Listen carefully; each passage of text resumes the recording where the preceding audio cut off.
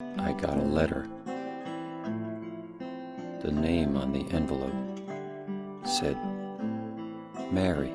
Welcome, ladles and jelly spoons, to Kohigh Mathy's YouTube channel, here once again with another retrospective review, brought to you from the Orbital Broadcast Bunker, Britain's first and only airborne subterranean studio. In a moment, you'll be able to watch the first of a new series of video game programmes for the over 70s called Ready Steady Can't Go. Then, over on Loose Women, for the next 3 weeks, Mr. B will be playing the Looser Women's Requests and washing their smalls. But meanwhile, for those of you who are more easily pleased, here is 20 minutes-ish of implausible claptrap. Ladles and jelly spoons, this month's retrospective review, we are once again looking at a sequel from a series that we covered way back in 2019. Ladles and jelly spoons, Silent Hill 2.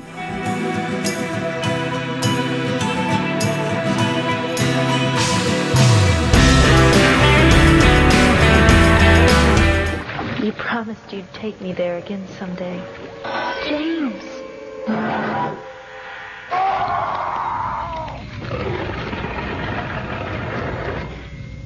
To our special place. Silent Hill.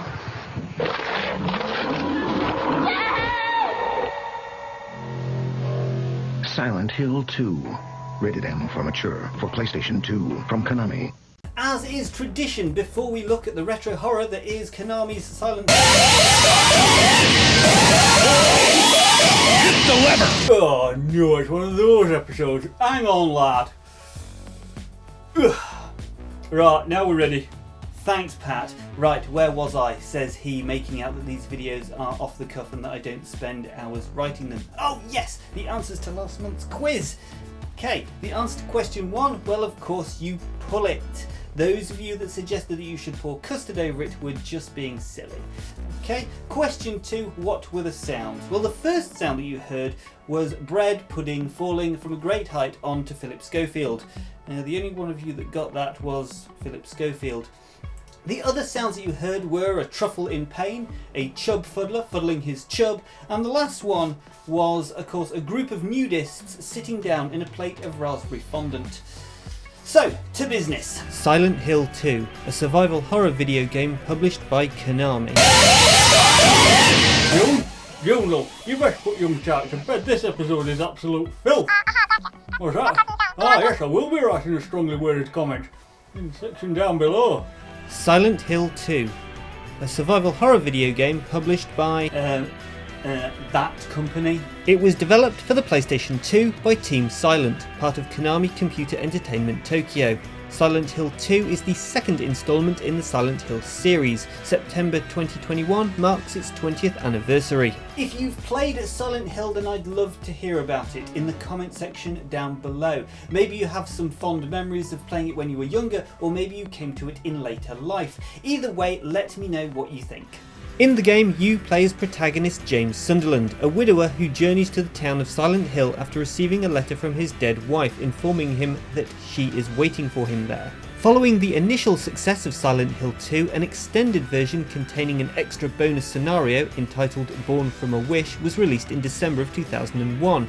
The game also received an Xbox edition the following year. In 2012, a remastered high-definition edition was released for the PC, PlayStation 3 and Xbox 360, along with Silent Hill 3, simply called Silent Hill HD Collection.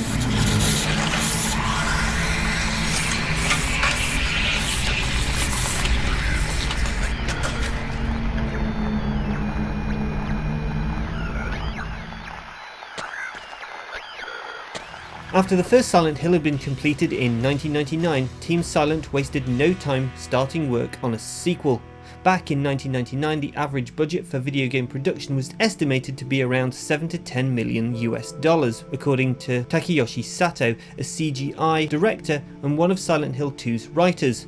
It's no secret that the decision to produce a sequel to Silent Hill was partially a financial one, as Silent Hill had been commercially successful. As the team had faced difficulties when working on the first game, Konami gave the team a small window to settle on a platform, but back in 1999, however, the GameCube and Xbox had yet to be announced, so production was set for the PlayStation 2. Akira Imawara, one of the game's producers, said that they were also influenced by a wish from the business section of Konami that wished to move rapidly on the PlayStation 2 as it was currently the market focus. The GameCube and Xbox would be announced during Silent Hill 2's development, and Konami wanted to cash in on the new consoles. Imawara had to bring in 30 people from Konami Computer Entertainment Tokyo to aid with the Xbox port of the game. Their hope was to get it released relatively soon, if not at the same time as the PlayStation 2 edition of the game. The Xbox port debuted at the March 2001 Tokyo Game Show to positive reactions. Takeyoshi Sato, a CGI director, and writer Hiroyuki Owaku conceived and wrote the story for the game, which is based on a Russian novel Crime and Punishment by Fyodor Dostoevsky. But individual members of Team Silent also got their chance to collaborate to the actual scenario of the game itself. As the developers already had a rough sense of the game's environment, they focused on the game's plot first, in contrast to the process used with the first game. Silent Hill 2 shares the same atmosphere of psychological horror as the first game, but the new PlayStation 2 hardware aided the devs to create improved fog and shadow special effects. For example, as a monster approaches the player character, its shadow cast on the wall by your flashlight will indeed grow. For those of you who watched my Silent Hill retrospective, link on screen and in the description down below, you'll remember me saying that the first Silent Hill was harboured by the limitations of the original PlayStation. The unnerving and menacing fog was introduced to cleverly cover up the draw distances that the game could generate. The PlayStation 2 didn't suffer from this, and so the team could spend more time working on the narrative and dealing with the game's camera angles that could now be more dynamic. However, this new freedom presented an issue for the devs as far as the camera work was concerned, as they found it hard to strike a balance between staying true to the creative vision and hampering gameplay.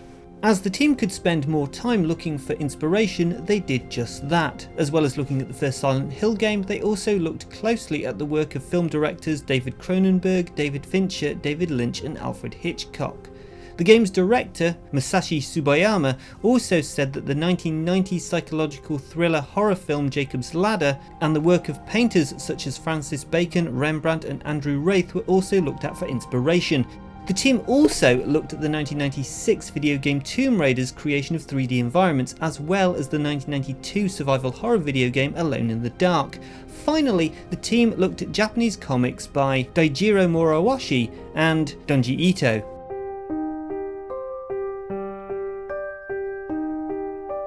Oh, it's you. Yeah, I'm James.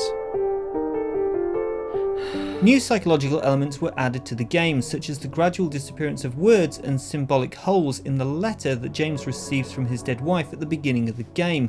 The team wanted the protagonist James to reflect the evil that Harry from the first game had faced. Some of the more obvious themes that the game deals with throughout the narrative are subjects such as grief, guilt and punishment. James's guilty conscience manifests in the forms of the enemies that the player engages with. A primary example of this manifestation of guilt is Pyramid Head, a tall, muscular, faceless humanoid figure whose head is concealed by a large pyramid-shaped helmet that is made of rusted iron. He has a large blade entitled the Great Knife that he pulls across the floor in most encounters. Its purpose is to not only psychologically frighten the player, it's intentionally illustrated to suggest the possibility of pain, as well as being emblematic of many of the themes related to the narrative. It represents the guilt that James experiences by its implied heavy weight, the retribution he seeks for his actions by the nature of what it is and what it's capable of, and lastly it represents the sexual frustration that James felt while his late wife was terminally ill. Christ, that's a bit much, isn't it? I mean, all I want to do is play a video game on my day off, and now I've got to deal with phallic imagery. I'm telling you, it's put me right off my tee, it has. I tell you what, let's just get back to talking about video game development. As is becoming the norm in 2001, game development would see the use of motion capture in Silent Hill 2, not just for James and the other people that he would meet in the game, but also for the monsters that he would be fighting against. As it was the early days of motion capture, Sato and his team would sketch out many various expressions of human faces to gain a better sense of the characters' facial structures. Masashi Ito, the man behind the design of the monsters in Silent Hill 2, said that sword flesh was the concept behind their appearance, and that the monsters would also incorporate an element of humanity as well as reflect the protagonist's subconscious. For example, the monster Pyramid Head was based on the executioners of Silent Hill the town's history, and is intended to be a punishment punishment for James. There are some exceptions to this though. First off, we see the creepers return from the first game, and the abstract daddy monster is a reflection of the subconscious and memories of Angela Orozco, a young woman searching Silent Hill for her missing mother.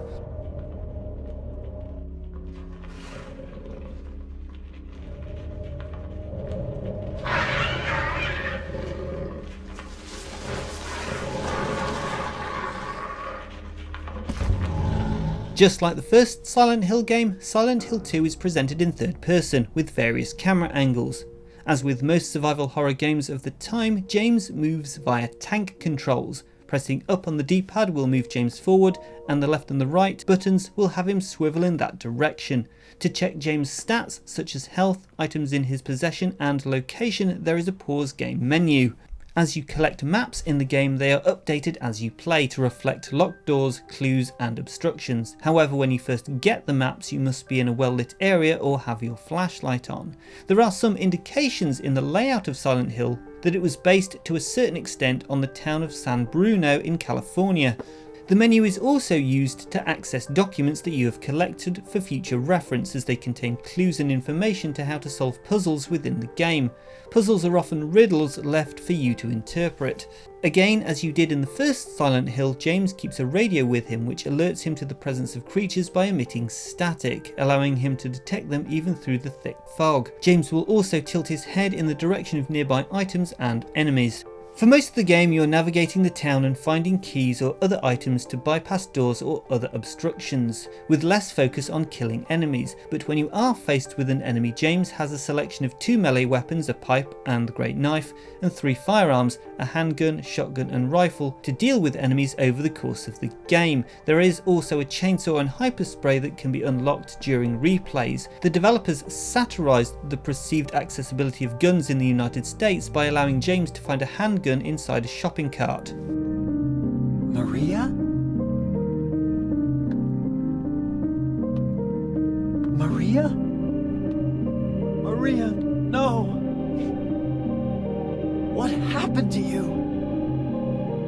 James Sunderland, on first sight a normal person who got confused, as anyone else would, when he receives a letter from his wife asking him to come to Silent Hill, their special place. The only problem is that his wife died 3 years ago. James has kept the secret surrounding her death, but decides to honour the letter's request, wondering if this is some kind of sick joke or if there's more to this. As James reaches the outskirts of town, he finds that the road is blocked and parks at an abandoned restroom. Little does he realise that this is the first step forward into the mystery of Silent Hill and his own past. In the extended edition and HD collection, there is also a side story, Born from a Wish, that has you playing as Maria shortly before she and James meet in Silent Hill. Maria is arguably the primary antagonist of Silent Hill 2, while she serves as the protagonist for Silent Hill 2 Born from a Wish. She meets James in Silent Hill and stays with him sporadically after that. James must protect her as Maria does not have any weapons to defend herself with, and it's game over if she dies. In Born from a Wish, after waking up in the town with a gun and contemplating suicide, Maria resolves to find someone. She eventually encounters a local mansion where she hears the voice of its owner, Ernest Baldwin. Ernest refuses to let Maria into the room that he is in and will only talk to her through a closed door. After Maria completes a task for him, Ernest warns Maria about James, describing him as a bad man. After Maria opens the door to Ernest's room, she finds it empty. She leaves the mansion, and the conclusion of the scenario. Maria contemplates suicide once more, but ultimately resolves to find James. It used to be a sacred place.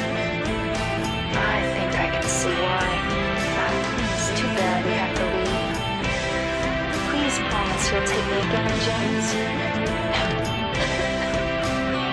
I don't look like... As lead protagonist James Sunderland, we have Guy Chi. Beyond Silent Hill 2, he hadn't worked in the video game industry before, and upon hearing that the original voices in Silent Hill 2 were being replaced in Silent Hill HD Collection, Guy posted on his Facebook page that the reason behind the changes was because Konami refused to pay him for his work as James Sunderland for the game's re-release on other consoles. Konami representatives claimed that Guy was in the wrong and that he'd been ignoring calls from Konami trying to work the problem out. Further statements from other creators from the HD collection affirmed that residual payments made to actors after their initial payment for the use and reuse of their performances does not exist within the video game industry. However, voice actors and members of the video game industry have said otherwise. In the HD collection, James Sunderland is voiced by seasoned video game voice acting veteran Troy Baker. The first person that James meets in Silent Hill is Angela Orozco, voiced by Donna Burke, a singer and actress who not only voices Angela but also did the motion capture for her. She also played Claudia Wolf in Silent Hill 3. She's worked on other video games as well as sings the theme songs in Metal Gear Solid 5, The Phantom Pain, Final Fantasy Crystal Chronicles and Tokyo Ghoul, and she's released 3 solo albums. In the HD collection, Angela is voiced by actress, voice actor, singer, line producer and ADR director Laura Bailey. Monica Taylor Horgan, a commercial voiceover actor, voices Maria, an incredibly enigmatic character with a mysterious existence and undefined origins. In the HD collection, Maria is voiced by Mary Elizabeth McGlynn, also known as Melissa Williamson, an American voice actress, ADR director, writer and singer, best known for her extensive English language dubbing of various video games and anime, as well as her singing in the Silent Hill series and Dance Dance Revolution Extreme. Finally, we have Eddie Dombrowskier. He's an insecure and mentally disturbed and severely bullied young man who is self-conscious about his weight and physical appearance after being laughed at, bullied and ridiculed his entire life. His troubled past drew him to Silent Hill like Angela Orozco. He is currently homeless and has nowhere else to go. Eddie was first voiced by David Schaffel. David's portrayal of Eddie was commented for fitting his personality perfectly. David has voiced other video game characters such as Brian Fury in Tekken 4, 5 and 6, as well as Shen Long in Bloody Roar 4. Like Guy Chi, David was taking his daughter to audition for Laura. During the waiting period for his daughter's audition, someone auditioning for Eddie didn't show up and so a spot was open. David decided to audition, which led to him getting the role. In the HD collection, Eddie was voiced by Liam Christopher O'Brien, who is also known for his roles in many other animes and video games. Open it. I think I'll just leave you like this. You snotty little brat! Open up! Why, you... Laura?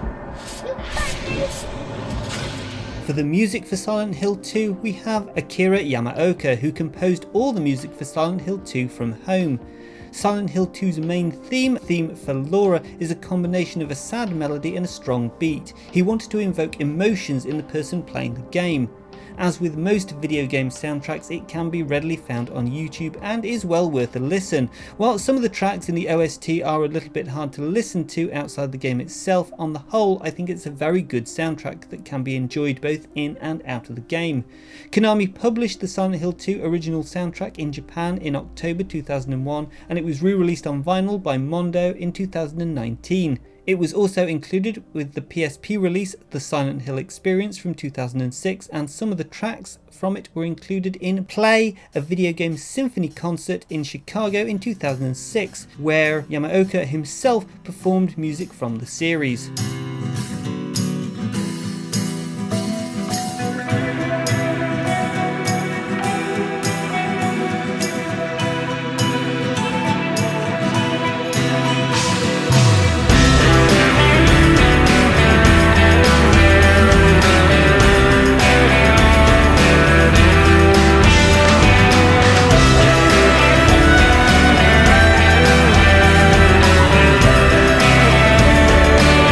Silent Hill 2 also makes extensive use of sound effects throughout the game in order to create an unnerving and unsettling environment for the player, but at the same time it incorporates the occasional moment of silence. Yamaoka himself says that selecting moments of silence is another way of producing sound. Treatment for her condition.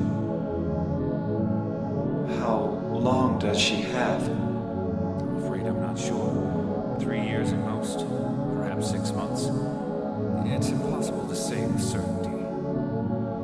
Back in 2001, Silent Hill 2 launched to critical acclaim. Within the month of its release in North America, Japan and Europe, over 1 million copies were sold. I mean, it feels like at this point, it's a bit of a given that when we talk about a video game, it's going to appear in our Tony's book here. And it does. There it is. Widely praised for its story, the use of metaphor, symbolism, psychological horror and taboo topics, soundtrack, atmosphere, graphics, monster design and sound design, Silent Hill 2 is often said to be one of the greatest horror games ever made and is amongst the greatest video games of all times, as well as a key example as video games as an art form. It's another one of those games that I try to encourage people that say video games are just for children to experience. Notice I didn't say play, just experience the story that this game is trying to tell you. Whilst I believe that you won't get as much out of the story or indeed the game itself if you don't play it for yourself, part of the nature of games with such a rich narrative is to put you, the player, in front and centre and have you experience the game firsthand. I'm not sure that comes across very well if you're sitting in the passenger seat. Whilst the age of the game certainly doesn't do much for my argument, not now when we've got games like The Last of Us Part 1 and 2 which deal with a lot of the same issues and do so far more believably and with more gravitas. The themes and storytelling in Silent Hill 2 are some of the best I've ever experienced in a video game. Partially because I experienced them when they were new and we'd never seen anything like this before, but partially because it's just a damn good story. Anyone that has a love for science fiction and or horror can get a lot out of this title. But as with any video game, there were some criticisms. The controls, even though they had undergone an overhaul from the first game, were said to be difficult to get to grips with. Some found the puzzles not as challenging as they had been in the first game. Others said that the survival horror elements were lacking due to the abundance of ammunition that the game let you have, and even though it was the new hotness, some people said that the CGI models looked more like marionettes than people. See? I'm real. But that hasn't stopped the series. Silent Hill 2 was followed up by Silent Hill 3 in 2003 and has since spawned a further 3 sequels and a soft reboot in the form of Silent Hill Shattered Memories. Silent Hill 2 is often said to be the high point of the series' lifespan. I think that anyone that's played it and enjoyed it would agree. As you can see, I didn't play it when it first came out on the PlayStation 2, but the moment that it was released on the Xbox, I picked up a copy and spent several nights playing it with the lights off and the curtains drawn to really immerse myself in the game. Whilst I'll agree that the controls in Silent Hill 2 are a little bit off, it only takes about an hour to get used to them, and a basic run through of the game can be done in about 8 hours. Realistically, that's all you need to get the very best that this game has to offer. If you're a completionist though, you'll probably be playing it for about 15 hours. Silent Hill 2 and the series as a whole has stood the test of time. Sort of. Best be wrapping this up now, don't you think? I mean, it's going to take us ages to talk about what could have been with PT. Or even the game abandoned by Blue Box Studios that people recently thought was either a new Silent Hill game or a spiritual successor. Turned out to be neither. Bastards. What about you at home watching? What are your thoughts on Silent Hill 2, or indeed the series itself? Be sure to let me know in the comment section down below. Even if you don't want to comment, please be sure to let me know your feelings on this video by clicking the like or the dislike button. Now, if you want to see more of this mush and you're not already, then please do subscribe and click the bell icon so that you're notified every time this mush uploads a new video. And so, to the Limerick competition. No, I'm not having it anymore. I'll do sign off this week. Right, I'll leave you with this. Why is it that my dog hates me blowing in his face, but the moment that I get me in the car and we're off on our way to Stoke-on-Trent by way of the A34, that he sticks his head out window? Alright, answers on a postcard I guess, and I'll see you down Dog and Partridge in about 20 minutes for a pint of pint.